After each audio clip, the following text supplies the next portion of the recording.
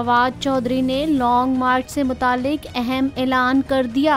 फवाद चौधरी ने नवाज शरीफ की press conference पर रद्द अमल देते हुए लॉन्ग मार्च की तारीख के बारे में कहा कि लॉन्ग मार्च की तारीख 2-3 दिन में बताएंगे। उन्होंने कहा नवाज शरीफ की प्रेस कॉन्फ्रेंस इदारों के खिलाफ चार्जशीट है, बेहतर होगा वही इसका जवाब दें। नवाज शरीफ के तमाम तर इल्जामात इदारों पर हैं। हम फसाद के बगैर इंतखाबात चाहते हैं। नवाज शरीफ को ट्रायल मुकम्मल होने के बाद गिरफ्तार किया गया। कानूनी अमल मुकम्मल करने के बाद नवाज शरीफ इलेक्शन में हिस्सा लें, हमें एतराज नहीं। नवाज शरीफ सियासतदान हैं, उन्हें फौरी वापस आना चाहिए।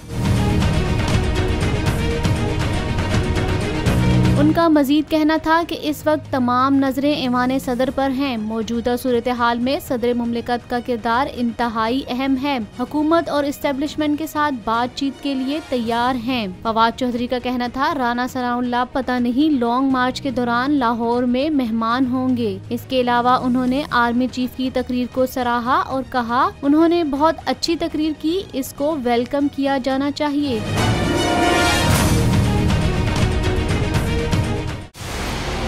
मंजिल, रास्ता, जज्बा, भयानक सच्चाई से हटाए पर्दे और तोड़ डाली झूठ की बेड़ियां। सलाखों से डरना कैसा जब चट्टानों ने पाला हो। इमरान खान बोल के साथ जुम्मे से इतवार रात 10 बजे सिर्फ बोल न्यूज पर। सबसे ज्यादा व्यूज, सबसे ज्यादा रील्स और सबसे ज्यादा रेटिंग के साथ बोल अब भी नंबर 1 पोजीशन पर बरकरार। सब्सक्राइब करें और बेल दबाएं ताकि कोई खबर रह न जाए।